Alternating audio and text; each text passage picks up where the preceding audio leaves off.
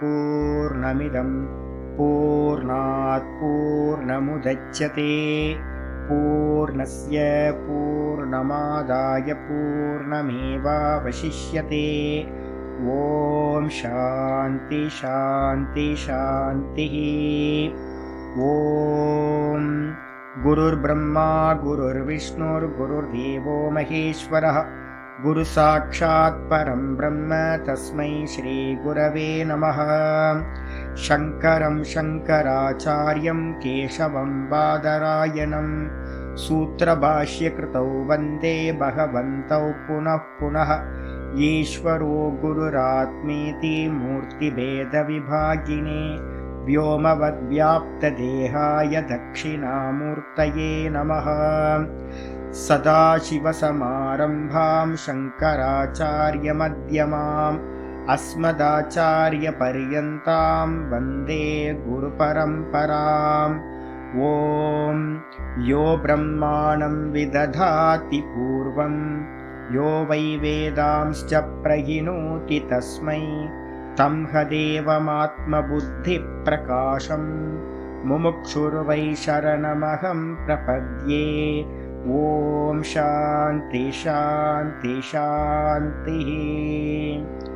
ॐ असतो मा सद्गमय तमसो मा ज्योतिर्गमय मृत्योर्मामृतं गमय। ॐ शान्ति शान्ति शान्तिः।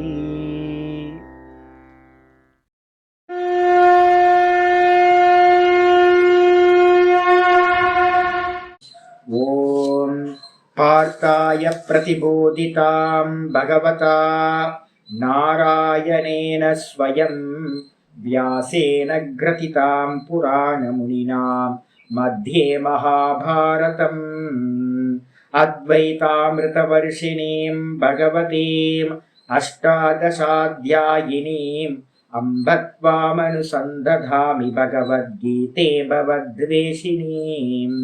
नमोऽस्तु ते व्यासविशालबुद्धे पुल्लारविन्दाय तपत्रनेत्र येन त्वया भारततैलपूर्णः प्रज्वालितो ज्ञानमयप्रदीपः प्रपन्नपारिजाताय स्तोत्रवेत्रैकपाणये ज्ञानमुद्राय कृष्णाय गीतामृतदुहे नमः। सर्वोपनिषदो गावः दोग्धा गोपालनन्दनः पार्थो वत्ससुधीर्भोक्ता दुग्धं गीतामृतं महत्। वसुदेवसुतं देवं कंसचाणूरमर्दनं देवकी परमानन्दं कृष्णं वन्दे जगद्गुरुम्। भीष्मद्रोणतटां जयद्रथजलां गान्धारनीलोत्पलां शल्यग्राहवती कृपेण वहनी कर्णेन वेलाकुलाम् अश्वत्थामविकर्णघोरमखरां दुर्योधनावर्तिनीं सोत्तीर्णा खलु पाण्डवैरननदीं कैवर्तककेशवः पाराशर्यवचः सरोजममलं गीतार्थगन्धोत्कटं नानाख्यानककेसरं हरिकथा सम्बोधनाभूतितम्। लोके सज्जनषट्पदैरहरः पेपीयमानं मुदा भूयाद्भारतपङ्कजं कलिमलं प्रध्वंसिनः श्रेयसे। मूकं करोति वाचालं पङ्गुं लङ्घयते गिरिं यत्कृपातमहं वन्दे परमानन्दमाधवम्। यं ब्रह्मा वरुणेन्द्ररुद्रमरुतः स्तुन्वन्ति दिव्यैस्तवैः वेदैः साङ्गपदक्रमोपनिषदैः गायन्ति यं सामगाः ध्यानावस्थिततद्गतेन मनसा पश्यन्ति यं योगिनः यस्यान्तं न विदुः सुरासुरगणाः। देवाय तस्मै नमः देवाय तस्मै नमः। ॐ श्रीकृष्णाय परमात्मने नमः। श्रीकृष्ण कृष्ण कृष्ण। ஓம் நாராயண பரோ வியக்தாத் அண்டமவ்யக்த சம்பவம் அண்டஸ்யாந்தஸ்தினி லோகாஹ சப்தத்வீபாச்ச மீதினி. ஓம். எல்லாருக்கும் நமஸ்காரம். நம்ம பார்த்துக்கிட்டு இருக்கிறது பகவத்கீதையில 4வது சாப்டர் ஞான யோகம் பார்த்துட்டு இருக்கோம். இந்த ஞான யோகத்துல என்ன பண்ணியிருக்காரு அப்படின்னா 18வது ஸ்லோகத்திலிருந்து இந்த ஞானத்தை பத்தின விஷயம் 24வது ஸ்லோகம் வரைக்கும் பிரம்மார்ப்பணம் வரைக்கும் முடிஞ்சது. கர்மணி அகர்மய பஷ்யேத் அகர்மணிச்ச கர்மயா சபுத்திமான் மனுஷ்யேஷு சயுக்த கிருத்ஸ்ன கர்ம கிருத்து அப்படின்னு 18வது ஸ்லோகத்துல ஞானம் எப்படிப்பட்டது அப்படின்னு ஞானம்னா என்னன்றது ஆரம்பிச்சு 24வது ஸ்லோகம் பிரம்மார்ப்பணம் பிரம்மஹவிகி பிரம்மார்ணம் பிரம்மநாகுதம் பிரம்மைவ தேன கந்தவ்யம் பிரம்ம கர்ம சமாதினா. இந்த உலகத்துல இருக்கிறது எல்லாத்தையும் யஜ்ய திருஷ்டி பண்றது, எல்லாத்திலையும் பார்த்தீங்கன்னா பிரம்மபாவம் பண்றது அப்படின்னு 24வது ஸ்லோகத்தை சொல்லியாச்சு. சொன்னதுக்கு பிறகு 25வது ஸ்லோகத்துல இருந்து ஆச்சாரியர் என்ன ஆரம்பிச்சார், யஜ்யங்களை பார்த்தீங்கன்னா பேச ஆரம்பிச்சார். மொத்தம் 12 விதமான யஜ்யங்கள். ஆச்சாரியர் சொன்னது முக்கியமான யஜ்யங்கள் மட்டும்தான். யஜ்யங்கள் அப்படின்னு எடுத்துக்கிட்டோம் அப்படின்னான்னு கேட்டீங்கன்னா ஆச்சாரியரே கீதாச்சாரியர் என்ன பண்றார், ஏவம் பகுவிதா யஜ்ஞாஹா அப்படின்னு போன ஸ்லோகத்துல நம்ம பார்த்துருக்கோம். 32வது ஸ்லோகத்துல ஏவம் பகுவிதா யஜ்ஞாஹா விததா பிரம்மனோ முகே. அநேக விதமான யஜ்யங்கள் இருக்கு. இப்ப எக்ஸாம்பிள் இதெல்லாம் சொல்ல விட்டுட்டோம் அப்படின்னா ஜப யஜ்யம் ரொம்ப முக்கியமானது. என கீதாலேயே பின்னாடி சொல்ல போறேன். நான் யஜ்யங்களில் பார்த்தீங்கன்னா ஜப யஜ்யமாக இருக்கின்றேன் அப்படின்னு சொல்ல போறேன். அப்ப இங்க விட்டு போயிருக்கேன் சுவாமி, இந்த 12 யஜ்யத்துல பார்த்தீங்கன்னா ஜப யஜ்யம் வரலையே, பின்னாடி அவரே சொல்றாரே அப்படின்னா இது மாதிரி நிறைய யஜ்யங்கள் இருக்கு. க்ஷேத்ராடனம் யஜ்யம். இப்ப யாராவது கிரி பிரதட்சணம் வராங்க அப்படின்னா எந்த பலனும் வராம திருவண்ணாமலையை சுத்திட்டு வராங்கன்னு வச்சுங்க, அப்போ அது பார்த்தீங்கன்னா ஒரு யஜ்யம் ஆயிடுது, கிரி பிரதட்சிண யஜ்யம். நீங்க எங்கேயாவது காசி வாரணாசி ஏதாவது அயோத்தியா இது மாதிரி பலனை உத்தேசம் பண்ணாம ஈஸ்வரனுக்காக நீங்க பண்றீங்க அப்படின்னா யாத்திரை பண்ணிட்டு வரீங்க, அப்ப என்னது அதுவும் ஒரு யஜ்யம் ஆயிடுது. எதெல்லாம் நம்ம பாத்தீங்கன்னா ஈஸ்வரார்ப்பணமா ஈஸ்வர பூஜையா நம்ம பண்றோம் பலனை எதிர்பார்க்காம, அது எல்லாம் பாத்தீங்கன்னா எல்லா கர்மங்களும் ஈஸ்வர ஆராதனையா பண்ண முடியும், அது எல்லாம் யஜ்யமா மாறிவிடும். அப்போ என்ன முடியுமா சுவாமி யஜ்யத்தை அப்படின்னு கேட்டீங்கன்னா இத்தனைதான் யஜ்யம் அப்படின்னு நம்ம என்ன பண்ண முடியாது, கவுண்ட் பண்ண முடியாது, கவுண்ட்லெஸ். அதனால்தான் ஆச்சரியர் சொல்றாரு ஏவம் பகுவிதா யஜ்ஞாஹா. சரி, இதெல்லாம் எங்க மூலம் என்ன அப்படின்னு கேட்டீங்கன்னா பிரம்மனோ முகே விததா. இது எல்லா யஜ்யங்களும் பாத்தீங்கன்னா நீங்க சனாதன தர்மத்துல நம்ம சின்ன விஷயம் ஒரு கிராமத்துல யாராவது தெரியாம படிக்காம எதுவுமே தெரியாதவங்க ஒண்ணு பண்ணினாலும் கூட நம்ம எல்லாத்தோட ஜீன்லயும் என்ன இருக்கு அப்படின்னா அந்த வேதத்தோட தன்மை மறைஞ்சிருக்கு. பரம்பரையா பாத்தீங்கன்னா ரிஷிகள் அனுஷ்டானம் பண்ண விஷயம் நம்ம எல்லாத்தோட பிளட்லயும் கலந்துருக்கு. ஒரு சின்ன ஈஸ்வரனுக்காக ஒரு சின்ன காரியம் பண்றதுனாலும் அந்த காரியம் வேதத்துல சொல்லப்பட்டதுதான், நமக்கு தெரியாது. அனந்தாவை வேதாக நிறைய வேதங்கள் இருக்கிறதுனால வேத சாக்கைகள் பாத்தீங்கன்னா நமக்கு தெரியாம போச்சு. அப்ப இப்ப நம்மகிட்ட இருக்கிறதெல்லாம் என்ன கர்மா சுவாமி அப்படின்னு கேட்டீங்கன்னா நிறைய கர்மா நம்ம பண்ணிட்டு இருக்க டே டு லைஃப்ல பண்ணிட்டு இருக்கிறது எல்லாமே பௌராணிக கர்மங்கள் தான் பண்ணிட்டு இருக்கோம். நீங்க கிராமப்புறத்துல எல்லாம் பாத்தீங்க அப்படின்னா நான் இங்க பார்த்திருக்கேன் திருவண்ணாமலையில பாத்தீங்கன்னா இந்த நிறைய இந்த மகாபாரத சம்பந்தமா இருக்கிற நிறைய காரியங்கள் பாத்தீங்கன்னா பண்ணுவாங்க. ஸ்மிருதிகள்ல இருக்கிறது நிறைய பண்ணுவாங்க, புராணத்துல இருக்கிறது நிறைய பண்ணுவாங்க, இதிகாசத்துல இருக்கிறது நிறைய பண்ணுவாங்க. இப்ப நம்ம வாழ்ந்துகிட்டு இருக்க காலத்துல புராண விஷயங்கள் தான் அதிகமா நம்ம லைஃப்ல பாத்தீங்கன்னா ரிஃப்ளெக்ட் ஆகுது. இது எல்லாத்துக்கும் மூலம் எது அப்படின்னா வேதம் தான். அப்ப வேதத்துல சொல்லப்பட்டதுதான் பாத்தீங்க அப்படின்னா இந்த யஜ்யங்கள் எல்லாம் வேதத்தினால பாத்தீங்கன்னா விஸ்தாரத்தை அடைந்தன அப்படின்னு சொல்லியாச்சு. சரி, இருந்தாலும் பாத்தீங்கன்னா இது எல்லாம் பாத்தீங்கன்னா என்ன அப்படின்னா காயா வாச்சா மனசா இன்ஸ்ட்ருமெண்ட் எது அப்படின்னு நம்ம கர்மத்தை பண்றதுக்கு 4 இருக்கு. காயா வாச்சா மனசா புத்தியா. இந்த புத்தின்னு சொல்லக்கூடியது அறிவுடையது, அறியறது. மீதி இருக்கிற 3ல தான் நம்ம என்ன பண்ண முடியும், கர்மத்தை பண்ண முடியும். இந்த யஜ்யங்கள் எல்லாம் பாத்தீங்க அப்படின்னா எல்லா யஜ்யங்களும் கர்மஜான், கர்மத்திலிருந்து உண்டாகின்றவைகள். கர்மம் தான், கர்மம் பண்றவனும் யஜ்யம் பண்றவனும் ஒரே மாதிரி தான் பண்ணுவான், வெளியில இருந்து தெரியவே தெரியாது. ஆனா என்ன இருக்கும், ஒருத்தனுக்கு காமனா இருக்கும், ஆசையோடு அந்த கர்மத்தை பண்ணுவான், இன்னொருத்தனும் அதே கர்மத்தை பண்ணுவான், ஆசை இல்லாம பண்ணுவான். ஆனா வெளியில இருக்கிறவங்களுக்கு தெரியுமா அப்படின்னா தெரியாது. பாவகிராகி ஜனார்தன, இந்த ஈஸ்வரன் எப்படி இருக்காருன்னா அந்தர்யாமியா இருந்துகிட்டு ஒவ்வொருத்தரோட பாவத்தையும் ஸ்கேன் பண்ணி பார்த்துக்கிட்டு இருக்கார் க்ஷணம் க்ஷணம். அப்ப நம்ம யாராலையும் பாத்தீங்கன்னா வெளியில இருக்கிறவங்க என்ன வேணா நினைக்கட்டும், ஆனா நான் என்ன பண்றேன் அப்படின்னு உள்ள இருக்கிற பகவான் பார்த்துக்கிட்டு இருக்கார் அப்படின்னு அந்த பாவ சுத்தியோட இருந்துகிட்டு யஜ்யத்தை பண்ண வேண்டும். அப்ப யஜ்யமா கர்மமா அப்படின்றது அவங்களுக்கு பிரத்யட்சமா தெரியும். இது எல்லாம் பாத்தீங்கன்னா கர்மம், முதல்ல கர்மம். அதுக்கப்புறம் என்ன பண்றோம், கர்மத்தை பாத்தீங்கன்னா ஏற்கனவே சொல்லியிருக்கேன், அந்த ஸ்டெப்ஸ் சொல்லும் போது கர்மம், அதுக்கப்புறம் தான் கர்மயோகம். அப்ப கர்மம் பந்தப்படுத்தும், கர்மயோகம் உங்களை பாத்தீங்கன்னா லிபரேஷனுக்கு கொண்டு போகும். அந்த கர்மயோகத்தை தான் நம்ம என்ன பண்றோம், யஜ்ஞபாவம் அப்படின்னு நம்ம சொல்றோம், ஈஸ்வர பூஜையா பண்றது. அப்போ கர்மம், அந்த கர்மத்திலிருந்து உண்டானதுதான் பாத்தீங்கன்னா யஜ்ஞபாவம் சொல்லக்கூடியது. அப்ப எந்த யஜ்ஞங்கள் பண்ணினாலும் அது பாத்தீங்கன்னா காயத்துல, இந்த தேகத்துல பண்ற கர்மத்துல இருந்து உண்டானது, இல்ல அப்படின்னா மனசுல இருந்து பண்ணதுல இருந்து உண்டானது, இல்லைன்னா வாக்குல இருந்து பண்ணதுல இருந்து உண்டானது.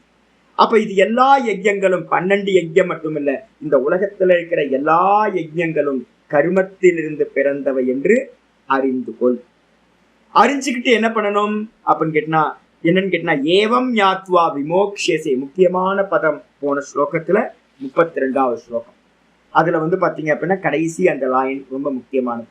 இந்த விதமா அறிந்து கொண்டு, எந்த விதமா, இது எல்லாம் பாத்தீங்கன்னா காயா வாச்சா மனசா, இந்த 3 இன்ஸ்ட்ருமெண்ட்ல தான் பண்ணக்கூடியவைகள். இதெல்லாம் என்னது அப்படின்னு கேட்டீங்கன்னா இதெல்லாம் மாயையோட காரியம். எது மாயையோட காரியம், நான். இந்த நானுக்கு அந்நியமா இருக்கிறது என்னது இருக்கு தூக்கத்துல, அப்ப நான் இருக்கேன், நானை மறைச்சுக்கிட்டு ஒன்னும் தெரியலன்னு நான் சொல்றேன். அப்ப நான் இருக்கேன், அந்த ஒன்னும் தெரியலன்றது தான் பாத்தீங்கன்னா மாயா. அந்த மாயையிலிருந்து உண்டானது எது அப்படின்னா, முதல் கலா எது உண்டாச்சு அப்படின்னா முதல் பெர்சன் பிராணன். சைத்தன்யத்தை ஆதாரமா வச்சுக்கிட்டு இருக்கிற இந்த மாயையிலிருந்து பிராணன் உண்டாச்சு, தூக்கத்துல போயிட்டு இருக்கு. அதுக்கப்புறம் வேக்கப் ஆகும்போது புத்தி உண்டாச்சு, அதுக்கப்புறம் மனசு உண்டாச்சு, அதுக்கப்புறம் இந்திரியங்கள் உண்டாச்சு, அதுக்கப்புறம் தேகம் வேக்கப் ஆயிடுச்சு, இதுக்கப்புறம் வெளியில இருக்கிற உலகம் எல்லாம் ஆயிடுச்சு. அப்ப இது எல்லாம் என்னன்னு கேட்டீங்கன்னா, இந்த உலகம், இந்த தேகம், இந்திரியங்கள், மனசு, புத்தி, பிராணம், இது எல்லாம் எதுல இருந்து உண்டாச்சு, அந்த ஒண்ணும் தெரியல அப்படின்ற அந்த மாயையிலிருந்து உண்டாச்சு. அப்ப இந்த மாயையிலிருந்து உண்டானதுனால பாத்தீங்க அப்படின்னா இது எல்லாத்தையும் நம்ம என்ன பார்க்கணும் சுவாமி அப்படின்னு கேட்டீங்கன்னா, இது எல்லாம் பாத்தீங்க அப்படின்னா மாயா காரியம், பிரகிருதியோட காரியம். இந்த மாயா எப்படிப்பட்டது, 3 குணங்களை உடையது.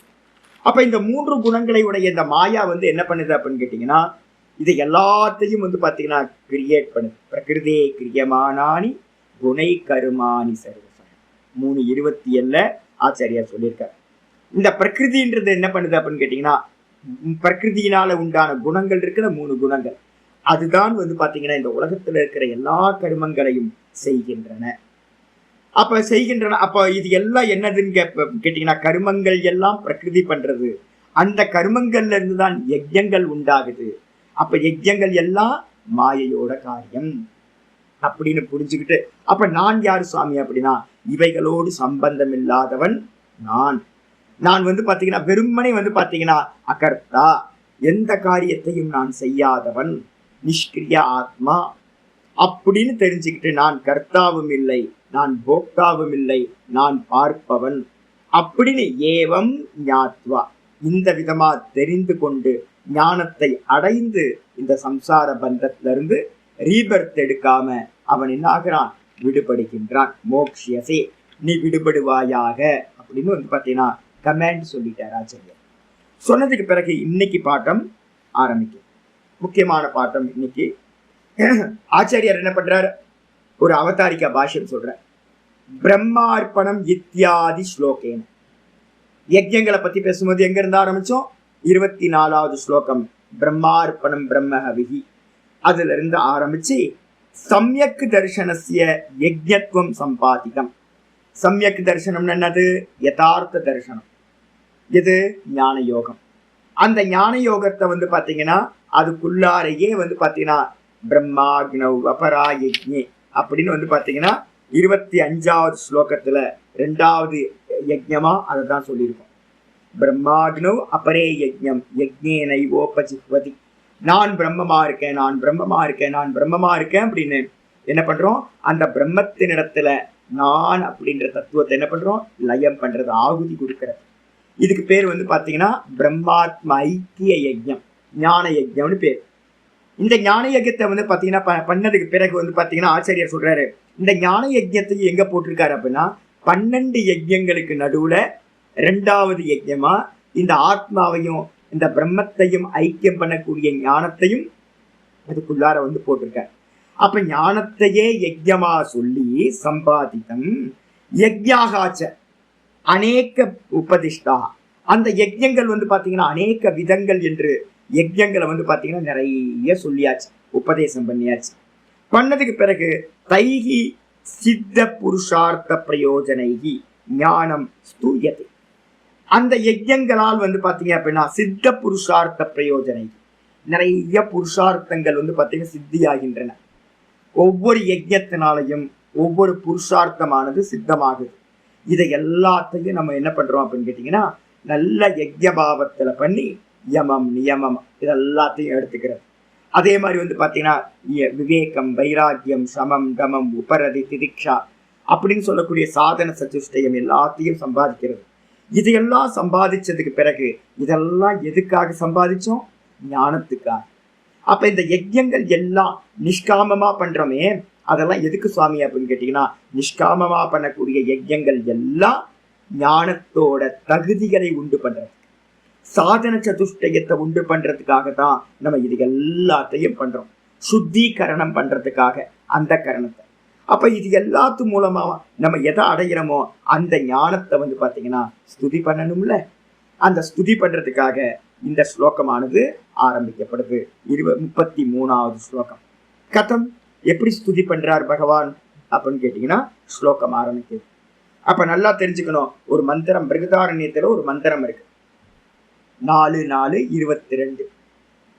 அந்த 4:4:22 என்ன மந்திரம் இருக்கு அப்படின்னு கேட்டீங்கன்னா ரொம்ப கிளியரா இருக்கு.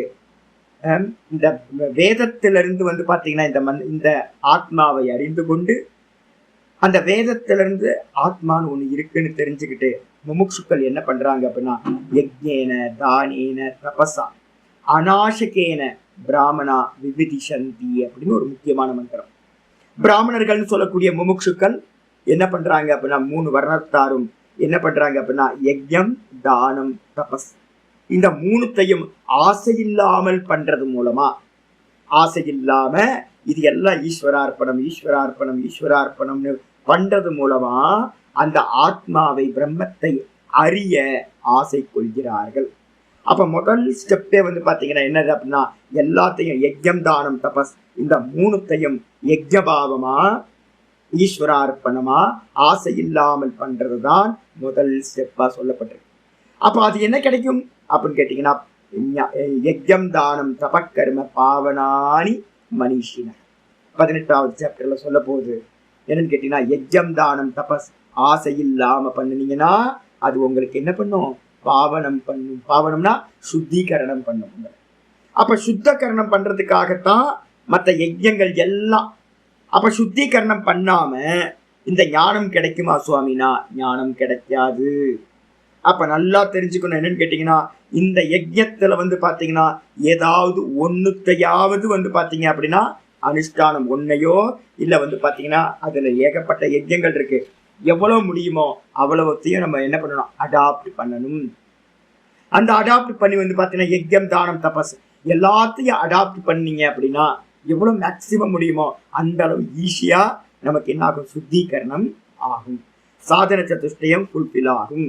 அது மூலமா ஞானம் பாத்தீங்கன்னா நமக்கு கிடைக்கும் அப்படின்னு தெரிஞ்சுக்கணும். அதனால சொல்லப்பட்ட யஜ்ஞங்கள் இல்லாதவன் யாரு? அயஜ்ஞன். எந்த ஒரு யஜ்ஞத்தையும் செய்யாதவனுக்கு பேரு அயஜ்ஞன் பேரு. யஜ்ஞன், அயஜ்ஞன். அயஜ்ஞன்னா யார் சுவாமி அப்படின்னு கேட்டீங்கன்னா யஜ்ஞம் இல்லாதவன். அவனுக்கு பாத்தீங்கன்னா இந்த உலகமும் கிடைக்காது, பரலோகமும் கிடைக்காதுன்னு ஸ்லோகத்துல நிந்தனையும் பண்ணிட்டார். அப்ப அதனால என்ன பண்ணணும், இது எதுவுமே நம்மெல்லாம் தாண்டி வந்துட்டோம் சாமி.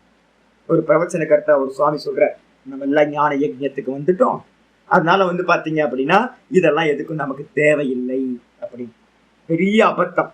ஆக்சுவலா எப்போ நீங்க விடணும் அப்படின்னா, எப்போ நேத்தி ப்ராசஸ் உங்களுக்கு ஸ்டார்ட் ஆகுதோ, எப்போ உங்களுக்கு ஒரு சாமர்த்தியம் பாத்தீங்க அப்படின்னா குருநாதர்கிட்ட இருந்து இந்த வேதாந்தத்தை முழுசா கேட்டு சிரவணம், அதுக்கப்புறம் மனநம், ஸ்தூல மனநம் நம்ம சொல்றோம், கிரந்தங்களை வச்சுக்கிட்டு நல்ல கம்பேர் ஸ்டடிஸ் பண்றது, அதுக்கப்புறம் பாத்தீங்கன்னா உள்ளுக்குள்ளார மனசுல பாத்தீங்கன்னா இது இல்லை, ஒவ்வொரு விருத்தியையும் இது இல்லை இது இல்லை இது இல்லை அப்படின்னு எந்த தாட்டு வந்தாலும் அதை நேர்த்தி பண்ற ப்ராசஸ் ஸ்டார்ட் ஆகும். அந்த நேர்த்தி பண்ற ப்ராசஸ் உள்ளுக்குள்ளார இதாயிடுச்சு அப்படின்னா யஜ்யங்கள் எல்லாமே அபத்தமா போயிடும். எல்லா யஜ்யங்களும் பாத்தீங்கன்னா பொய்யா போயிடும். ஏன்னா நேர்த்தி பண்ண போறோம். அப்ப நேர்த்தி பண்றதுக்கு முந்தின க்ஷணம் வரைக்கும் என்ன பண்ணணும், இந்த யஜ்யத்தை பாத்தீங்கன்னா யாரும் விட்டுறக்கூடாது.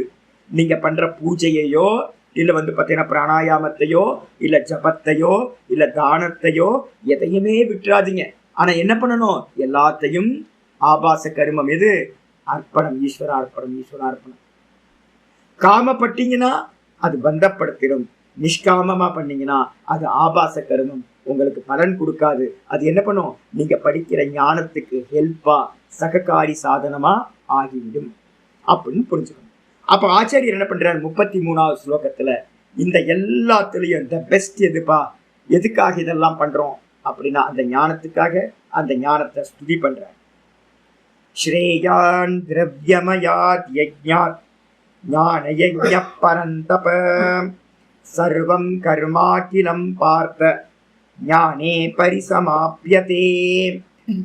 ஸ்ரேயான் திரவ்யமயாத் யஜ்ஞாத் ஞான யஜ்ஞ பரந்தப சர்வம் கர்மாகிலம் பார்த்த ஞானே பரிசமாப்யதே. ஆச்சாரியர் என்ன பண்றார், ஆரம்பிக்கிறார். ஹே பரந்தப, பரந்தபன என்ன அர்த்தம், எதிரிகளை வாட்டுபவனே. எதிரிகளை பாத்தீங்கன்னா தகிக்க பண்றவனா. இங்க யார் எதிரிகள் அப்படின்னா அந்த கரணத்துல இருக்கக்கூடிய ஷட் ரிப்புக்கள், 6 ரிப்புக்கள் பாத்தீங்கன்னா இருக்கும், காம குரோத லோப மோக மத மாத்சரியம் அப்படின்னு சொல்லக்கூடிய 6 பேர் உள்ளுக்குள்ளார இருந்துகிட்டு இருக்காங்க, சத்ருக்கள் அப்படின்னு பேர். இந்த 6 பேர்களையும் நல்லா ஃப்ரை பண்ணணும்னு வச்சுங்க.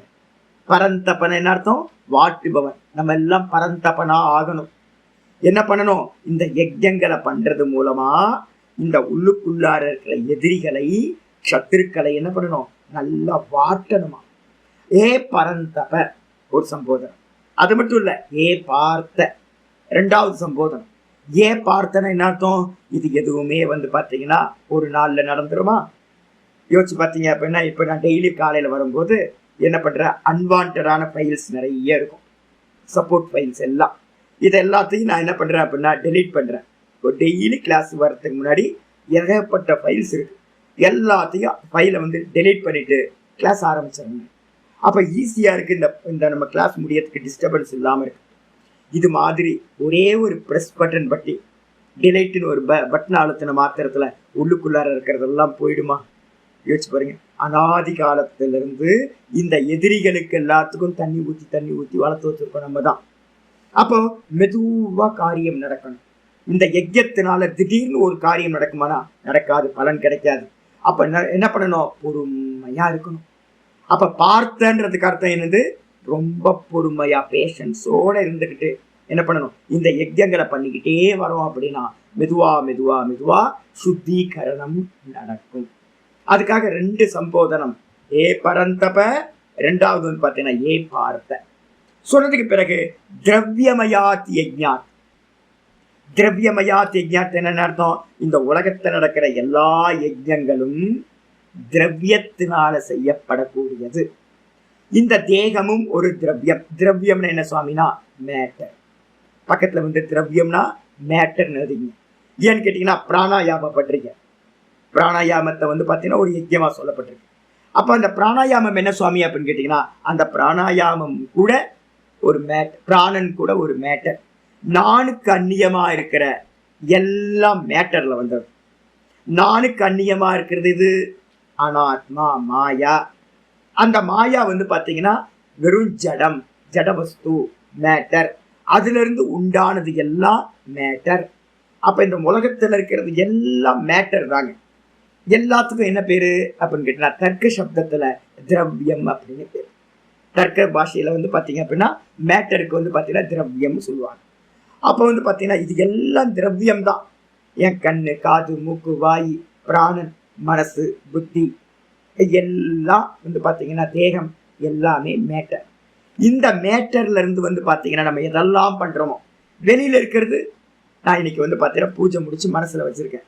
நல்ல மாலையை வாங்கிட்டு கொண்டு போய் பகவானுக்கு போடணும். நல்ல ரோஜா மாலையை வாங்கிட்டு போய் போடணும். இந்த ரோஜா மாலை என்னது? திரவியம்.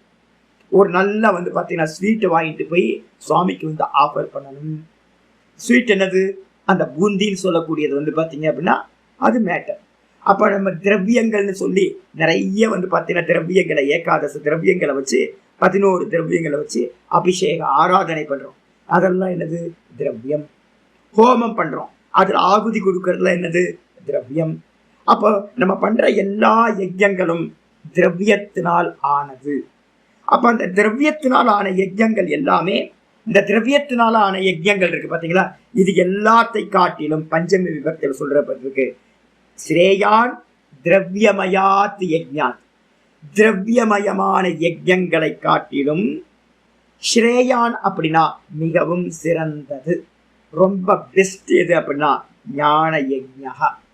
ரொம்ப ரொம்ப பெஸ்ட் வந்து பாத்தீங்கன்னா ஞான யஜ்யம் தான் சிறந்தது. ஏன் அப்படின்னு கேட்டீங்கன்னா, ஆச்சாரியர் சொல்ல போற பாஷ்யத்துல, ஏன்பா அப்படின்னா நீங்க மற்ற யஜ்யங்கள் எல்லாமே என்ன பண்ணுது? நீங்க ஆசையோடு பண்ணீங்கன்னா கர்ம பலனை கொடுத்தோம். அதே நேரத்துல ஆசை இல்லாம பண்ணினாலும் அது எதை கொடுக்கும்? சித்த சுத்திய கொடுக்கும். ஆனா ஞானம் எதை கொடுக்கும்? அப்பதான் ஞானம் நேரடியா மோட்சத்தை கொடுக்கும். அப்ப ஞானம் வந்து பாத்தீங்கன்னா மோட்சத்தை கொடுக்கறதுனால இருக்கிறதுல பெஸ்ட் எது அப்படின்னா ரீபர்த்தை கொடுக்காதது. அந்த காரணத்தினால ஞான யஜ்யம் தான் பெஸ்ட் அப்படின்னு சொல்லப்பட்டிருக்கு. ஸ்ரேயான் அப்படின்னா த பெஸ்ட். இருக்கிறதுலே ஞான யஜ்யம் தான் மிகவும் உயர்ந்தது. ஆச்சரியர் சொல்றாரு, சர்வம் கர்மாக்கிலம் பார்த்த.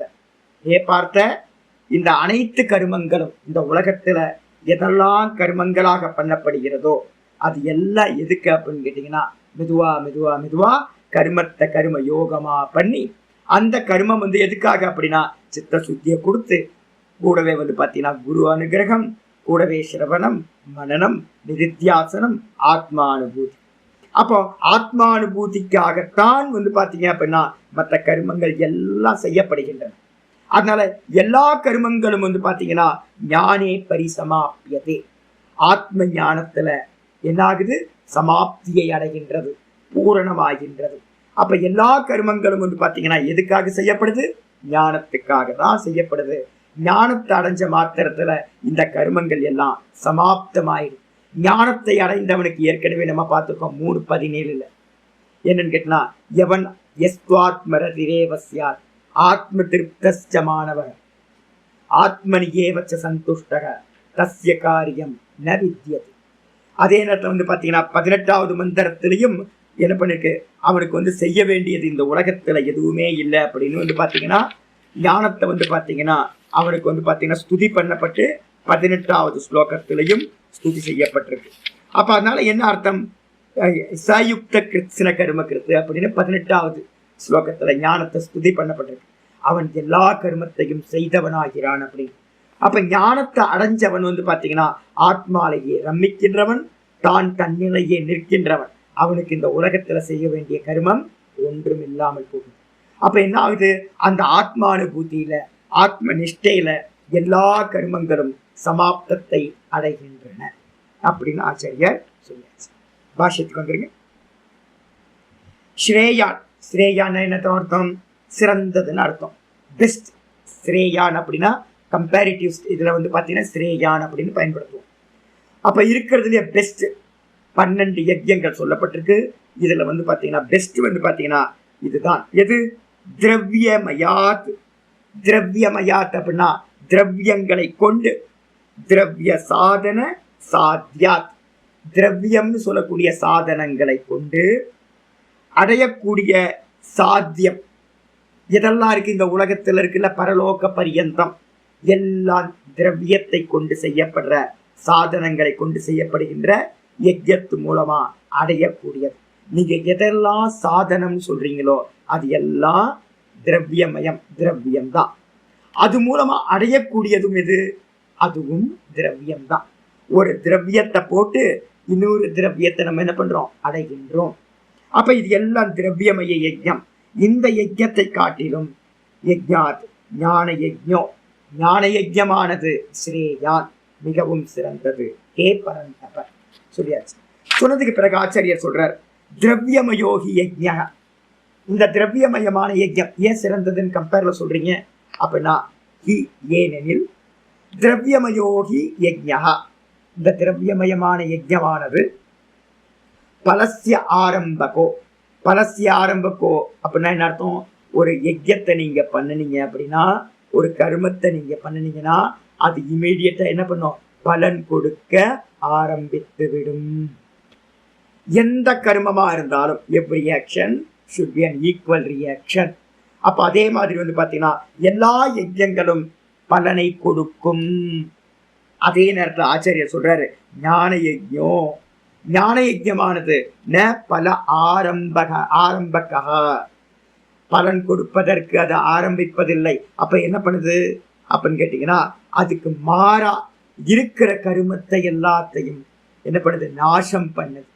அப்ப ஞான யஜ்யம், இப்ப 1 மணி நேரம் நம்ம படிக்கிறோம். 1 மணி நேரம் வந்து பாத்தீங்கன்னா 1 மணி நேரம் 1.25 மணி நேரம் பாடத்தை நம்ம கேட்டுக்கிட்டே இருக்கிறோம் அப்படின்னா, உள்ளுக்குள்ளார இருக்கிற தப்பான மைண்ட் செட்டப், அஜ்ஞானம் நம்ம சொல்றோம். இந்த அஜ்ஞானம் மெதுவா மெதுவா மெதுவா எரேஸ் ஆயிட்டே போகுது. அப்போ யஜ்யம் வந்து பாத்தீங்கன்னா, ஞான யஜ்யம் என்ன பண்ணுது? ஜென்மத்தை நாசம் செய்கிறது. அதே நேரத்துல மற்ற யஜ்யங்கள் எல்லாம் ஜென்மத்தை கொடுக்கின்றன. அப்போ இந்த ரெண்டுத்துல வந்து பாத்தீங்க அப்படின்னா இந்த ஞான யஜ்யம் தான் பெஸ்ட் அப்படின்னு சொல்றோம். அதக ஸ்ரேயான், ஆகையினால் மிகவும் சிறந்தது எது அப்படின்னா இந்த ஞான யஜ்யம் சொல்லிட்டாரு. பிரசஸ்ய தரகா, ஸ்ரேயான்றதுக்கு அர்த்தம் மிகவும் சிறந்தது, மிகவும் புகழத்தக்கது, ஸ்துதிக்குரியது இந்த ஞான யஜ்யம் சொல்லியாச்சு. சொன்னதுக்கு பிறகுதான் இப்ப அதுக்காக தான் நம்ம சொல்றோம் ஞானம் உயர்ந்தது, ஞானம் உயர்ந்தது. எதனால அப்படின்னா பிறவியை நாசம் செய்வதால் சொல்லியாச்சு. அதுக்கப்புறம் கதம், எந்த காரணத்தினால அப்படின்னு கேட்டீங்கன்னா, எதக எந்த காரணத்தினால எனில் சர்வம் கர்ம. சர்வம் கர்மன என்ன அர்த்தம்? இந்த உலகத்துல என்னெல்லாம் கர்மம் நடக்குதோ அந்த எல்லா கர்மங்களும் சமஸ்தம் சொல்லிட்ட, பூரணமா எல்லா கர்மங்களும்.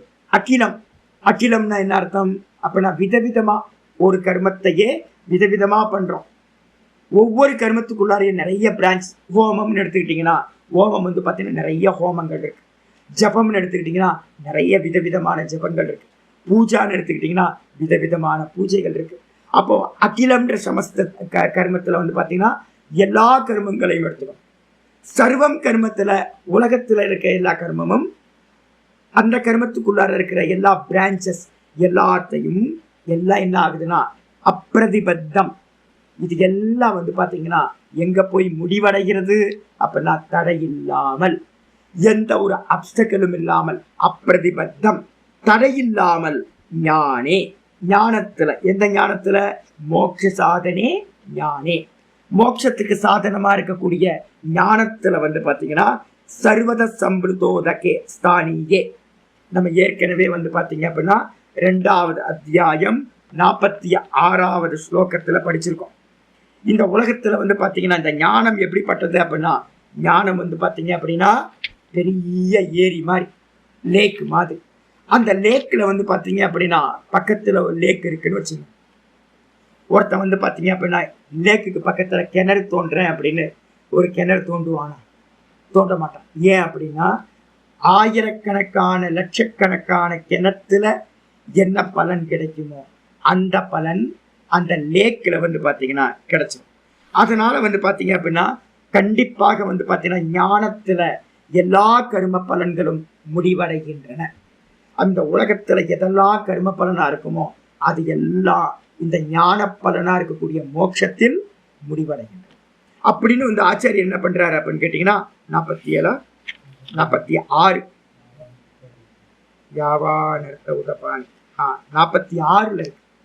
46ல சொல்லிருக்கு யாவானர்த்த உதபானி சர்வத சம்பிருதோதகே காவான் சர்வேஷு வேதேஷு பிராமணஸ்ய விஜானதா அப்படின்னு அனுபூதி அடைந்த ஒரு ஞானியின் இடத்துல நீங்க உலகத்தில் இருக்கிற எல்லா கர்ம பலன்களும் அவரிடத்துல சமாப்தத்தை அடைகின்றன அப்படின்னு வந்து பாத்தீங்கன்னா சொல்லப்பட்டிருக்கு. அதனால பரிசமாப்பியதை அந்த ஞானியின் இடத்துல கர்ம பலன்கள் எல்லாம் பூர்த்தியாகின்றன என்று அந்தர்பவதி இத்தியர்த்தம் அப்படின்னு சொல்ல புரிஞ்சுக்கணும். அதனால ஞானத்துக்குள்ளார நீங்க என்ன பண்ணலாம், இந்த உலகத்துல இருக்கிற எல்லா கர்மத்தையும் உள்ள போட்டுடலாம் அப்படின்னு சொல்லியாச்சு. சொன்னதுக்கு பிறகு ஆச்சாரியர் என்ன பண்றார், ஒரு அற்புதமான ஒரு கொட்டேஷன் சொல்றார். சாந்தோக்கிய உபனிஷத்துல ஒரு கொட்டேஷன் இருக்கு. சாந்தோக்கிய உபனிஷத்துல வந்து பாத்தீங்க அப்படின்னா ரைக்வ வித்யா அப்படின்னு ஒரு மகரிஷியோட கதை வருது. பெரிய மகரிஷி, எங்களுக்கெல்லாம் ஹீரோ, ரைக்வர் அப்படின்னு பேரு. இந்த ரைக்வர் என்ன பண்றாரு அப்படின்னா ஒரு ராஜா ஜானஸ்ருதி அப்படின்னு ஒரு ராஜா இருந்தான். இந்த கதையை நான் வந்து உங்களுக்கு சொல்லியிருக்கேன், ஏற்கனவே சொல்லியிருக்கேன், திரும்ப ரிப்பீட் பண்றேன், தெரியாதவங்களுக்கு திரும்ப தெரிஞ்சது. ஒரு காலத்துல வந்து பாத்தீங்க அப்படின்னா வேத காலத்துல ஒரு ஜானஸ்ருதி அப்படின்னு ஒரு மகாராஜா, இது வந்து 2வது சாப்டர் 3வது சாப்டர்ல சாந்தோக்கியத்துல இருக்கிற ஸ்டோரி. பிராண வித்யா அப்படின்னு பேர், பிராண வித்யால வர்றது. அந்த ஜானஸ்ருதி என்ன பண்றான், பெரிய ராஜா சக்கரவர்த்தி, பெரிய தர்ம பிரபு, நிறைய லோகத்துல வந்து பார்த்தீங்கன்னா நிறைய சேரிட்டி ஒர்க் பண்ணிக்கிட்டே இருக்கான். அவன் தர்மம் பண்ணும்போது என்ன நடக்கும் அப்படின்னா ஒரு பெரிய கர்வம் வரும் நமக்கெல்லாம், யாரு தர்மம் பண்ணாலும். அதுக்காக தான் நான் சொல்றேன், என்னன்னு கேட்டீங்கன்னா தர்மம் பண்ணாதீங்க, தர்மம் பண்ணவே பண்ணாதீங்க. அப்ப என்ன சுவாமி பண்ணணும், தர்மத்தை எல்லாத்தையும் என்ன பண்ணுங்க, விராட் உபாசனையா பண்ணு. விராட் உபாசனை என்னது, நான் சொல்றேன்ல, இது எல்லாமே விராட்டோட, இந்த மொத்த பிரபஞ்சமும் விராட். அப்ப எதை கொடுக்கும் போதும், எந்த நல்ல காரியமும் பண்ணும் போதும் நம்ம என்ன நினைக்கிறோம் அப்படின்னா, நான் புண்ணிய கர்மா பண்ணல, நான் என்ன பண்றேன்னா அந்த விராட்டுல நானும் ஒரு அம்சம், இந்த உலகத்துல இருக்கிற எல்லாம் ஒரு அம்சம். அப்ப நான் விராட்டா இருக்கிற இன்னொன்னுத்துக்கு ஷேர் பண்றேன். நான் பண்றது வந்து பாத்தீங்கன்னா விராட் ஆத்மாக்கு என்ன பண்ற, பூஜா பண்றேன் அப்படின்னு நீங்க பண்றீங்கன்னு வச்சுங்க, உங்களுக்கு வந்து பாத்தீங்கன்னா அகங்காரம் வராது. ஆனா இந்த உலகத்துல வந்து பாத்தீங்கன்னா விராட் உபாசனை யாருக்கும் தெரியாது, இது யாரும் சொல்லி கொடுக்கவும் இல்லை. அதனால என்ன பண்றாங்க, எல்லாம் புண்ணியாத்மாக்கள். புண்ணியம் என்ன பண்ணும், கர்வத்தை கொடுக்கும். இந்த ஜானசுருதி என்ன பண்றான் அப்படின்னு கேட்டீங்கன்னா பெரிய அகங்காரம் வந்துருச்சு அவனுக்கு. நான் தான் இந்த உலகத்திலேயே பெரிய தான பிரபு அப்படின்னு, தர்மி அப்படின்னு அவனுக்கு அகங்காரம். அவன் என்ன பண்றான், ஏதோ ஒரு ரிச்சுவல் பண்ணான், ஒரு பெரிய யாகம் பண்ணி எல்லாம் பூர்த்தி ஆயிடுச்சு. பூர்த்தி ஆனோன்னு அந்த பூர்த்தி ஆனதுக்கு பிறகு ஒரு ஹாப்பினஸ் வரும் பாருங்க, சந்தோஷம், ஒரு இருமாப்பு மனசுக்குள்ளார. இவன் என்ன பண்றான் அப்படின்னா தன்னுடைய அரண்மனையில மேல வந்து பாத்தீங்கன்னா மெதுவா வாக்கிங் பண்ணிட்டு இருக்கான். ராத்திரி வாக்கிங் பண்ணிட்டு இருக்கும்போது ஒரு பெரிய சந்தோஷம் அவனுக்கு, ஒரு அகங்காரம். இப்படி பண்ணிக்கிட்டு இருக்கும்போது பின்னாடி வந்து பாத்தீங்கன்னா அவனுக்கு மேல பட்சிகள் வந்து பாத்தீங்கன்னா 2 அன்ன பட்சிகள் வந்து பாத்தீங்கன்னா பறந்து போகுது, ஸ்வான். 2 அன்ன பட்சிகள் பறந்து போகும்போது முதல் பட்சியை பார்த்து 2வது பட்சி சொல்லுது, ஏ ஜானசுருதி வந்து பாத்தீங்கன்னா வாக்கிங் பண்ணிட்டு இருக்கான், அவன் தலைக்கு மேல பறந்துடாத, கொஞ்சம் தள்ளி போய் பறந்து போ அப்படின்னு பின்னாடி இருக்கிற சொல்லுது. ஏன்பா அப்படின்னு கேட்டா உடனே அது சொல்லுது, இல்ல இல்ல, அவனுடைய தர்மம் வந்து பாத்தீங்கன்னா சொர்க்கத்து வரைக்கும் வந்து பிரபாவமா இருக்கு, அதனால நீ அந்த பிரபாவத்துக்குள்ளார ஒரு பீம் மாதிரி போயிட்டு இருக்கு, அதுக்குள்ளார என்ட்ரான அப்படின்னா எரிஞ்சு சாம்பலா போயிடுவ, அதனால அவனை சுத்திக்கிட்டு போ, அவன் பக்கத்துல போயிடாத, அவனை கிராஸ் பண்ணி போகாத அப்படின்னு அந்த 2வது பட்சி சொல்லிச்சு. சொன்ன மாத்திரத்துல அந்த முதல் பட்சி சொல்லிச்சான், என்னப்பா இதெல்லாம், இவன் ஒரு பெரிய ஆளா, ஜானசுருதியா மண்ணாங்கேட்டியா, இவனை காட்டிலும் வந்து பாத்தீங்கன்னா இந்த உலகத்திலேயே ஒரு பெரிய ஆள், ஒரு ஆள் இருக்கான். யாரு அப்படின்னா ரைக்வ மகரிஷியா இருக்க முடியுமா? ரைக்வ மகரிஷி கால் தூசியாவானா இவன்? அப்படின்னு வந்து பார்த்தீங்கன்னா அந்த முதல் பட்சி சொல்லிட்டு போயிடுச்சு. இவனுக்கு மேலே பறந்து போயிடுச்சு. இந்த ராஜாக்கு கொஞ்சோண்டு இந்த பட்சிகளோட பாசை தெரியும். பட்சிகளோட பாசை தெரிஞ்சதுனால பட்சிகள் பேசிட்டு போனது இவனுக்கு கேட்டுருச்சு. கேட்ட மாத்திரத்துல யாருப்பா அது, எனக்கு தெரியாம என்னோட நாட்டுல யாரு இது ரைக்வன் அப்படின்னு சொல்றாங்களே அது யாரு அப்படின்னு அவனுக்கு தெரிஞ்சுக்கணும்னு ஒரு ஆசை. என்ன பண்றான், காலையில நைட்டெல்லாம் தூக்கமே வரல அவனுக்கு. சே, எனக்கு இன்சல்ட் பண்ணிட்டு போயிடுச்சு அந்த பட்சி அப்படின்னு. இவன் என்ன பண்றான், ஊர்ல இருக்கிற பெரிய பெரிய யஜ்ஞசாலைகள் எல்லாம் தானம் பண்ற இடம் எல்லாத்துக்கும் என்ன பண்றான், ஆட்கள் அனுப்புறான். யாருப்பா அது ரைக்வர்னு தெரிஞ்சுக்கிட்டு வாங்க அப்படின்னு. ரைக்வர் யாருன்னு தெரிஞ்சுக்கிட்டு வாங்க அப்படின்னு ஆள் அனுப்புறான். ஆள் அனுப்பினோட இவங்க எல்லாம் என்ன பண்றாங்க அப்படின்னா நிறைய இடத்துக்கு போறாங்க. பெரிய பெரிய யஜ்ஞசாலைகள், பெரிய பெரிய மடங்கள், நிறைய யூனிவர்சிட்டி, எல்லா இடத்துக்கும் போய் ரைக்வர் யார் இருக்கான்னு கேட்டுக்கிட்டே இருக்காங்க. அப்படி கேட்டு பார்த்தா ஒரு இடத்துலயும் வந்து பார்த்தீங்கன்னா ரைக்வர் கிடைக்கவே இல்லை. அதுக்கப்புறம் அவங்க என்ன பண்றாங்க அப்படின்னு கேட்டீங்கன்னா ராஜாட்ட வந்து சொல்றாங்க ஒண்ணுமே இல்லை அப்படின்னு. அப்ப என்ன பண்ணுங்க, சாதாரண ஊர் ஃபுல்லா போய் தேடுறாங்க. அப்பவும் கிடைக்கல. அதுக்கப்புறம் வந்து பாத்தீங்கன்னா ஒரு சேவகர் என்ன பண்றான், ஒரு வில்லேஜ், அவுட்டர் வில்லேஜ், அந்த வில்லேஜ்ல வந்து பாத்தீங்கன்னா குக்கிராமம்னு சொல்றோம்ல, அது மாதிரி ஒரு குக்கிராமத்துல, அந்த கிராமத்துக்கு வெளியில வந்து பாத்தீங்கன்னா ஒரு உடஞ்ச மாட்டு வண்டி கிடக்கு. உடஞ்சி போன மாட்டு வண்டி. அந்த மாட்டு வண்டியை வந்து பாத்தீங்கன்னா ஒரு பக்கம் அப்படி திருப்பி நிப்பாட்டி இருப்பாங்கல்ல, அந்த மாட்டு வண்டியோட கீழே வந்து பாத்தீங்கன்னா இந்த ரைக்வ மகரிஷி வந்து பாத்தீங்கன்னா குஷ்டரோகியா வந்து பாத்தீங்கன்னா படுத்திருக்காரு. குஷ்டரோகி, லெப்ரசி அட்டாக் ஆன ஒரு பர்சன். கையெல்லாம் வந்து பாத்தீங்கன்னா முண்டா எல்லாம் மடங்கி போய் கிடக்குது, காலெல்லாம் மடங்கி கிடக்குது. இவர் தான் ரைக்வர் அப்படின்னு மற்றவங்க ஊர்ல இருக்கவங்க சொல்றாங்க. சொன்ன மாத்தத்துல வந்து பாத்தீங்கன்னா ரைக்வரை கண்டுபிடிச்சிட்டோம் அப்படின்னு போய் ராஜாட்ட சொன்னோன்னே ராஜா என்ன பண்றான் அப்படின்னு கேட்டீங்கன்னா ஒரு 1000 பொற்காசு நம்ம சொல்லுவோம்ல, 1000 பொற்காசு, 1000 மாடு, 1000 சேவகர்கள் இவங்களெல்லாம் அனுப்பி என்ன பண்றான், போய் வந்து பாத்தீங்கன்னா அவரை கூட்டிட்டு வாங்க, இதை கொடுத்து கூட்டிட்டு வாங்க அப்படின்னு. இந்த ராஜசேவர்கள் என்ன பண்றாங்கன்னு கேட்டீங்கன்னா இதெல்லாம் கொண்டு போய் ரைக்வ மகரிஷிட்ட கொடுக்குறாங்க. கொடுத்து ராஜா உங்களை பார்க்கணும்னு சொல்றார், வாங்க அப்படின்னு சொல்றாங்க. சொன்ன மாத்திரத்துல வந்து பாத்தீங்கன்னா ராஜா சொன்னாராம், போப்போ அந்த சூத்திரனை நான் பார்க்க முடியாது, போப்போ அப்படின்ட்டு. சூத்திரன் அப்படின்னா என்ன அர்த்தம் அப்படின்னா சுத்திர புத்தி உடையவன் சூத்திரன், அல்ப புத்தி இருக்கிறவன் அப்படின்னு அர்த்தம். ரொம்ப அல்ப புத்தி இருக்கிறவன். ஆனா ராஜா வந்து பாத்தீங்கன்னா ராஜாவாச்சே, கத்திரியனாச்சு. கத்திரியனை எவனாவது வந்து சூத்திரன் சொல்லுவானா? ரைக்வ மகரிஷி சொல்றார், அவன் வந்து பாத்தீங்கன்னா சூத்திரன், அல்ப புத்தி உடையவன், அதனால அவனை நான் பார்க்க முடியாது அப்படின்னு. உடனே ராஜாட்ட வந்து சொன்னோன்னு ராஜா என்ன பண்றார், 10,000 பொண்ணு, 10,000 பசுமாடுகள், 10,000 வேலைக்காரங்க இவங்களெல்லாம் கூட்டு போய், சூத்திரன் என்ன அர்த்தம், அல்பம், நம்ம கொடுத்த தட்சணா வந்து பாத்தீங்கன்னா சுவாமிக்கு பத்தலை பல இருக்கு, நம்மளை அல்பமா நினைக்கிறார் அப்படின்னு அதிகமா பண்றான். கொண்டு போய் கொடுத்தோன்னு திரும்பவும் ரைக்வ மகரிஷி கச்ச போ அந்த சூத்திரனை நான் பார்க்க விருப்பப்படல அப்படின்னு சொல்லிடுறேன். சொன்ன மாத்திரத்துல ராஜாக்கு புரிஞ்சு போச்சு, இங்க இருக்கிற ரைக்வ மகரிஷி சாதாரண ஆள் இல்லை. அப்ப என்ன பண்ணணும், அவருக்கு சாதாரணதெல்லாம் கொடுக்க கூடாது அப்படின்னு ரைக்வ மகரிஷிக்கு தன்னோட பொண்ணு மேல வந்து பாத்தீங்கன்னா இளவரசி மேல ரொம்ப வாஞ்சையோட இருந்தவர், ரொம்ப பிரியம்.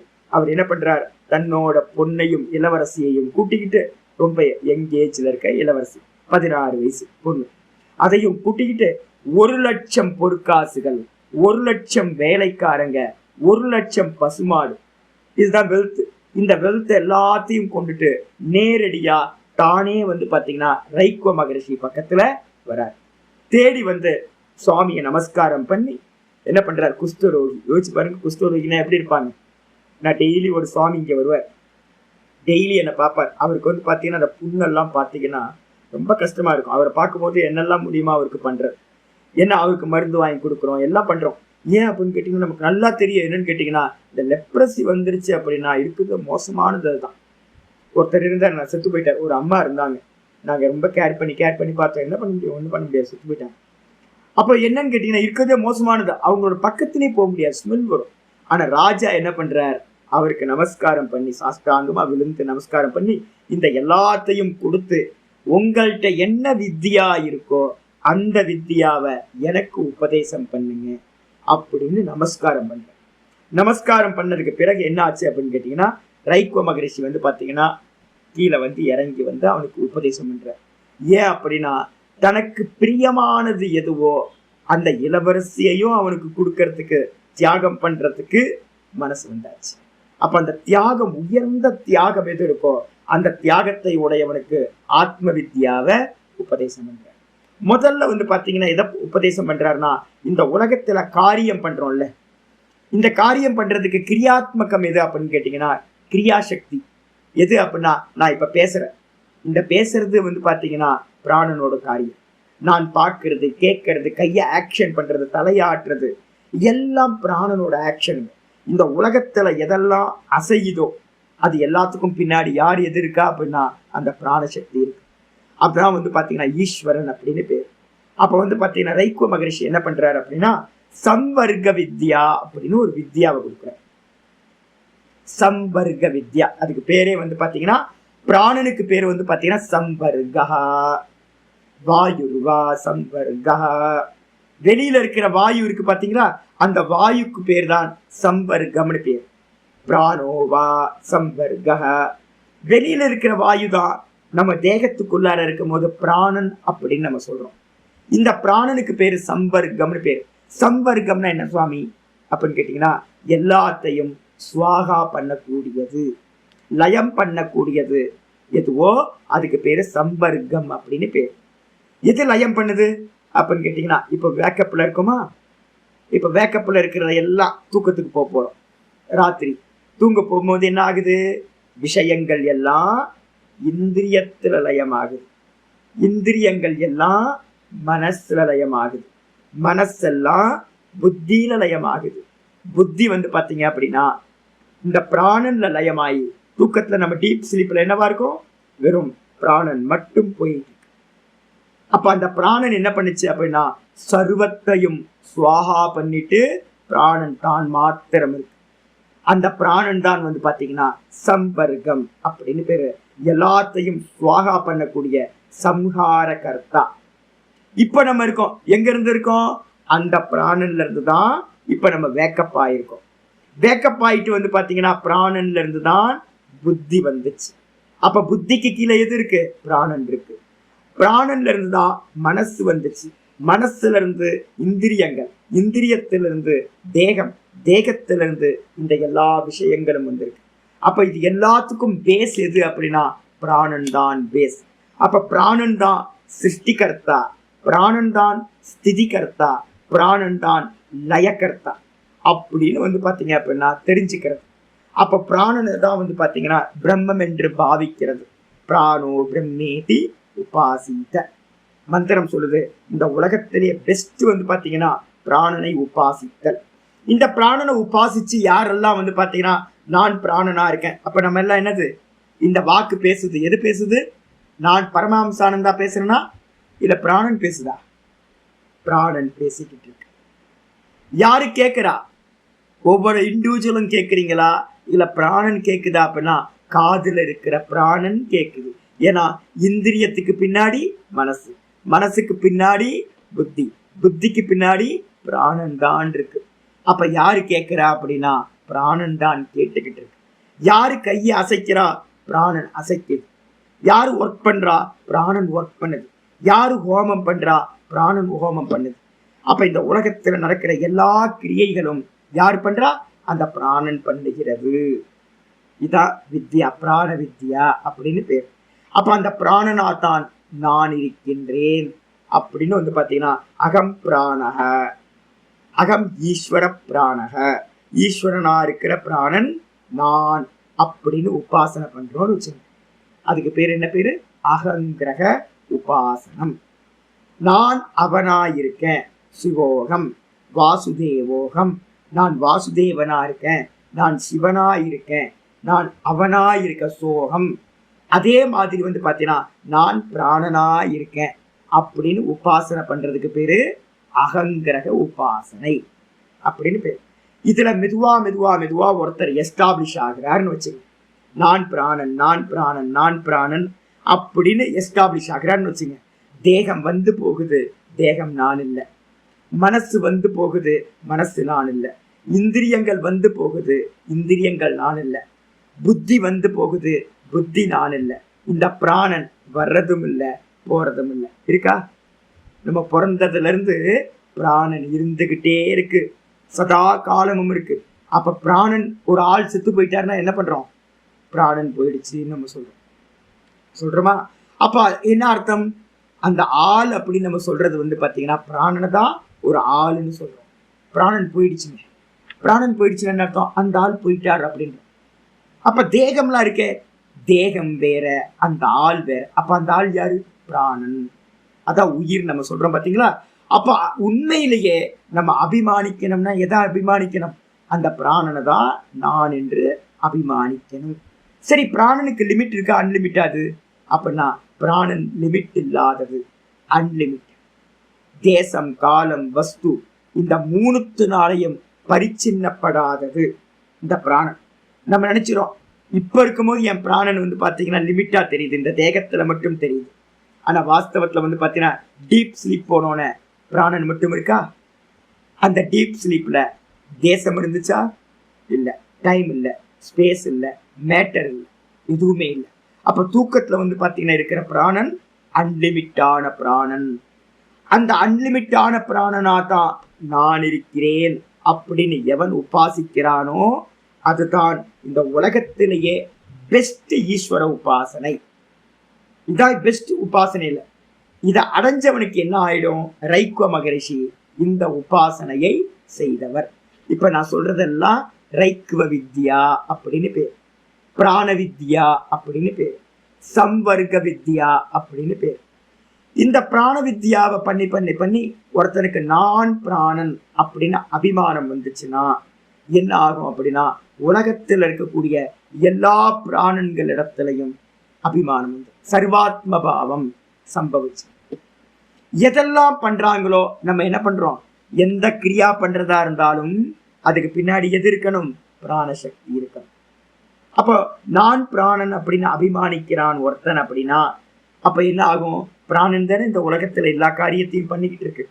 கண்ணை எமைச்சாலும் பிராணன், மூச்சு விட்டாலும் பிராணன், ஸ்மெல் பண்ணாலும் பிராணன், சாப்பிட்டாலும் பிராணன், டைஜஷன் பண்றதும் பிராணன், நான் கவிதா சொல்றேனாலும் பிராணன், மியூசிக் பாடுறேன் அப்படின்னாலும் பிராணன். எந்த ஆக்ஷன் எடுத்தாலும் அது பிராணனோட காரியம். ஏன் அப்படின்னா பிராணன் தான் கிரியாத்மகம். கிரியானாவே கர்மத்தை செய்வது பிராணன். அப்ப ஒருத்தர் நான் பிராணன் அப்படின்னு அபிமானிச்சான் அப்படின்னா இந்த உலகத்துல யாரெல்லாம் எந்த கர்மங்கள் எல்லாம் பண்றாங்களோ அது எல்லாம் இவனை வந்தடைந்து விடும். புரியுதா உங்களுக்கு? அப்ப ரைக்குவ மகரிஷி என்ன பண்ணார் அப்படின்னா ஊர் ஊரா போய் அன்னதானம் பண்ணல, எல்லா இடத்துலையும் யாகங்களை பண்ணல.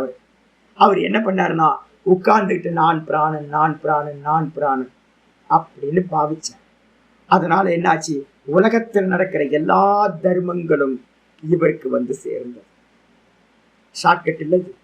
ஊர்ல இருக்க கர்மத்தெல்லாம் பண்றது வேற, அந்த கர்மத்தை எல்லாத்தையும் ஷார்ட்டா என்ன பண்ணலாம்? நான் பிராணன் அப்படின்னு அபிமானிச்சோம் அப்படின்னா நமக்கு எல்லா பலன்களும் நமக்கு சேர்ந்து விடும். இது பிராண உபாசனை. இந்த பிராணன் என்ன சுவாமி அப்படின்னு கேட்டீங்கன்னா மந்திரம் சொல்லுது என்னன்னு கேட்டீங்கன்னா ஆத்மா பிராணனுக்குள்ளார இருக்கு. பிராணசரீரா, இந்த ஆத்மாக்கு பாத்தீங்கன்னா ஒரு கோட் இருக்கு, அவேர்னஸ் இருக்குல்ல. இந்த அவேர்னஸுக்கு பாத்தீங்கன்னா ஒரு ஷர்ட் இருக்கு, அதுதான் பிராணன். உயிர் அப்படின்னு நம்ம சொல்றோம். அந்த உயிருக்கு பாத்தீங்கன்னா ஆதாரமா இருக்கிறது உணர்வு, கான்சியஸ்னஸ். அப்ப அதனால என்னன்னு கேட்டீங்கன்னா உங்களுக்கு இந்த உயிர் அப்படின்றது என்ன, இந்த பிராணன் என்ன அப்படின்னா கிருஷ்ணோபனிஷதம் சொல்லுது இந்த பிராணன் பாத்தீங்கன்னா ஆத்மால இருந்து உண்டாச்சு அப்படின்னு. இந்த என்னிடத்துல இருந்து எப்படி என்னோட ஷேடோ உண்டாகுதோ அதே மாதிரி ஆத்மால இருந்து பிராணன் உண்டாயிற்று. எப்படி அப்படின்னா ஆத்மன பிராணோ ஜாயதே, கிருஷ்ணோபனிஷத் மந்திரம் சொல்லுது. ஆத்மாவிலிருந்து பிராணன் உண்டாயிற்று. இந்த பிராணன் எப்படி சுவாமி அப்படின்னா யதா புருஷ சாய இவ, எப்படி பாத்தீங்கன்னா ஒரு மனுஷன்ட்ட அவனுடைய நிழல் உண்டாகுதோ, நல்லா தெரிஞ்சுங்க, ஒரு ஷேடோ உண்டாகுது.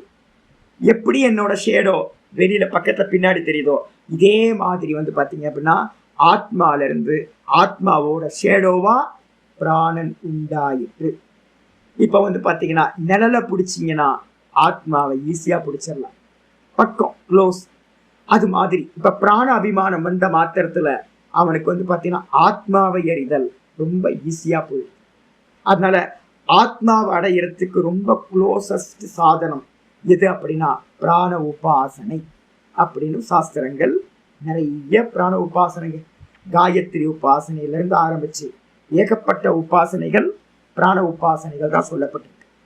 அதனால இதை பண்ணினவர் வந்து பார்த்தீங்கன்னா சாந்தோக்கிய உபனிஷத்துல இருக்கிற ரைக்வர் செய்தார். அவரை பத்தி தான் ஆச்சாரியர் என்ன பண்றார், ஒரு கொட்டேஷன் கொடுக்கிறார். மந்திரத்துக்கு வந்துருங்க. யதா கிருதாய விசிதாய தரேயாஹ சன்யந்தி ஏவம் ஏனம் சர்வம் தத் அபிசமேதி யத்கிஞ்ச பிரஜாஹ சாது குர்வந்தி யஸ்தத் வேத யத்ஸ வேத அப்படின்னு சாந்தோக்கிய உபனிஷத் மந்திரம். என்ன அர்த்தம் சுவாமி அப்படின்னா, கீதால 2:46 சொல்லுச்சு. என்ன சொல்லுச்சு, ஒரு பெரிய ஏரியில என்ன பிரயோஜனம் இருக்குமோ அதெல்லாம் என்னன்னு கேட்டீங்கன்னா சின்ன சின்ன கோடிக்கணக்கான கிணத்துல இருக்கிற பிரயோஜனம் ஒரு பெரிய ஏரியில லேக்கில் இருக்கு அப்படின்னு சொல்லியாச்சு. ஆயிரக்கணக்கான லட்சக்கணக்கான கிணத்துல இருக்கிற பலன் ஒரே ஒரு ஏரியில எப்படி பூரணமா இருக்கோ அதே மாதிரி எக்ஸாம்பிள் இந்த ரைக்வ வித்யால சொல்லப்பட்டிருக்கு. இங்க என்ன சொல்லியிருக்கு அப்படின்னா, நம்ம தாயக்கட்டை விளையாடுவோம்ல, டைஸ்ன்னு சொல்லுவோமா, இங்கிலீஷ்ல என்ன சொல்றோம், தாயத்துக்கு டைஸ்ன்னு சொல்றோம்ல. அப்ப தாயக்கட்டை விளையாடும் போது ஒவ்வொரு தாயத்திலையும் புள்ளி புள்ளியா போட்டிருக்கோம்ல. இப்ப வந்து பாத்தீங்கன்னா முன்னாடி காலத்துல அந்த டைஸ் வந்து பாத்தீங்கன்னா விளையாண்டுருக்காங்க, தாயக்கட்டை விளையாண்டுருக்காங்க. அதுக்கு என்ன பேரு அப்படின்னா யதா கிருதாய. அந்த அந்த தாயக்கட்டை விளையாடுறதுக்கு பேரு கிருத்தம் அப்படின்னு பேர். கிருத்தம்னா என்ன சொல்லியிருக்கு அப்படின்னா 4 புள்ளி இருந்துச்சு அப்படின்னா 4. நம்ம தாயத்தில் என்ன சொல்லணும், 4 விழுந்தா மறந்து போச்சு எனக்கு. தாயக்கட்டை விளையாடும் போது இந்த 4 விழுவும் தெரியுங்களா, என்ன பேர் சொல்லுவா அதுக்கு, 4 வேணாம், அதுக்கு ஏதோ பேர்லாம் இருக்கும்ல இல்லையா. அப்ப அந்த தாயக்கட்டையில வந்து பாத்தீங்கன்னா எப்படி இருக்கோ அதுக்கு பேர் கிருத்தம்னு பேர் அந்த தாயக்கட்டை விளையாட்டுக்கு. அதுல பேர் வச்சிருக்கு, நம்ம 4 3 2ன்னு சொல்றோம்ல, அதுக்கு பதிலா 4 விழுந்தா அதுக்கு பேர் வந்து கலி 4வது யுகம் கலியுகம். 3 விழுந்துச்சுன்னா திரேதா யுகம். 2 விழுந்தா வந்து பாத்தீங்கன்னா துவாபர யுகம். 1 விழுந்தா வந்து பாத்தீங்க அப்படின்னா கிருத்த யுகம் அப்படின்னு பேர். யுகத்தை கணக்கு வச்சுட்டு வந்து பாத்தீங்கன்னா 4க்கு 4 யுக பேர் வச்சிருக்கு. இதுல கிருத்தாய விசிதாயா அதரேயாக சையந்தி எப்படி 4 விழுந்துச்சு அப்படின்னா கலியுகம்னு பேர். அந்த கலியுகத்துல வந்து பாத்தீங்கன்னா மற்ற 3 எண்ணிக்கையும் அதுக்குள்ளார வந்துடும். 4க்கு உட்பட்டதுன்னு 3 இருக்கு. அப்ப 4 விழுந்தா 3ம் அதுக்குள்ளார அடங்கி விடுவது போல. அதே மாதிரி ஏவம் ஏனம், இந்த விதமா எவன் ஒருத்தன் இந்த சம்பர்க்க வித்யான்னு சொல்லக்கூடிய பிராண வித்யாவை உபாசனை செய்தானோ, நான் பிராணன் பிராணன் பிராணன் அப்படின்னு உபாசனை செய்தானோ அவனிடத்துல சர்வம் தத அபிசமேதி, இந்த உலகத்தில் இருக்கிற எல்லா கருமங்களும் எது எத்கிஞ்ச பிரஜா சாது குருவந்தி, இந்த உலகத்துல பிரஜைகள் எதையெல்லாம் நல்லதை பண்றாங்களோ புண்ணிய கருமா பண்றாங்களோ அந்த எல்லா புண்ணிய கருமங்களும் என்ன ஆயிடுது, இந்த ரைக்வ மகரிஷியை வந்தடைகின்றது. அப்ப என்ன பண்றார், இவர் எதையும் போய் செய்யல. ஒரே இடத்துல குஷ்டரோகியா ஒரு மாட்டு வண்டிக்கு கீழே கிராமத்துல வந்து பாத்தீங்கன்னா உட்கார்ந்து இருக்கார். அவருக்கு உலகத்துல பண்ணக்கூடிய எல்லா கர்ம பலன்களும் அவரிடத்துல வந்து பாத்தீங்கன்னா வந்தடைந்து விடுகின்றன. எஸ்தது வேத யத்ஸ வேத, எவன் பிராணனைத்தான் என்று உபாசிக்கிறானோ, ரைக்வருக்கு எப்படி ஆச்சோ அதே மாதிரி அவனும் கூட எல்லா புண்ணிய கர்மங்களையும் செய்தவனாகின்றான் அப்படின்னு சாந்தோக்கியத்துல 4:1-4 சொல்லப்பட்டிருக்கு. இது சுருதி. அப்போ பிராணனை உபாசிக்கிறவனுக்கே, பிராணனை அபிமானிக்கிறவனுக்கே எல்லா புண்ணிய பலன்களும் எப்படி போய் சேருதோ அதே மாதிரி தான் ஆத்மான்னு ஒருத்தன் அபிமானிச்சான் அப்படின்னா, நான் தான் பிரம்மமா இருக்கேன் அப்படின்னு ஒருத்தன் அபிமானிச்சான் அப்படின்னா அவனுக்கு வந்து இந்த உலகத்தில் இருக்கிற எல்லா கர்ம பலன்களும் வந்தடைந்து விடுகின்றன அப்படின்னு புரிஞ்சுக்கணும். இதைதான் வந்து பாத்தீங்கன்னா ஆச்சாரியார் ஸ்ருதியில வந்து பாத்தீங்கன்னா பிராண உபாசனை எடுத்து பண்றார். அப்ப இத சொன்ன பிறகு இந்த ஜானசுருதி ராஜா இருக்கான்ல, அப்ப ஜானசுருதி ராஜா என்ன பண்ணா அப்படின்னு கேட்டீங்கன்னா, குருநாதருக்கு போதுமான தட்சணைகள் எல்லாம் கொடுத்துட்டு என்ன பண்றான் அப்படின்னா ரிட்டன் வந்து அந்த உபாசனைய பண்ணி சர்வாத்ம பாவத்தை அடைந்தான் அப்படின்னு அந்த கதை வந்து பாத்தீங்கன்னா பூர்த்தியா. அப்ப என்ன பண்ணணும் அப்படின்னா, ஒண்ணு இருக்கிறதுல 2 பெஸ்ட் சர்வாத்ம பாவத்தை அடையிறது. ஒண்ணு வந்து பிராண உபாசனை, இன்னொன்னு சர்வாத்மா இது அப்படின்னா ஞானம். ஆத்மா, நான் ஆத்மாவா இருக்கேன், பிரம்மமா இருக்கேன் அப்படின்னு பாவிச்சீங்கன்னா நீங்க சர்வமாயிடுவீங்க. அப்போ சர்வமா ஆயிட்டோம் அப்படின்னா, நம்ம அகம் பிரம்மாஸ்மியில நின்றுட்டோம் அப்படின்னா எல்லாரும் கான்சியஸ்னஸ்ல இருந்து எல்லாம் பண்றோம். அப்ப இந்த உலகத்துல பண்ணக்கூடிய எல்லா கர்மங்களுக்கும் பேஸா இருக்கிறது கான்சியஸ்னஸ். அப்போ நான் கான்சியஸ்னஸா இருக்கேன், பிரம்மமா இருக்கேன் அப்படின்னு ஒருத்தன் அபிமானம் பண்றான் அப்படின்னா அந்த ஞானத்துல இந்த எல்லா கர்மத்தோட பலன்களும் வந்து சேர்ந்து விடுகிறது.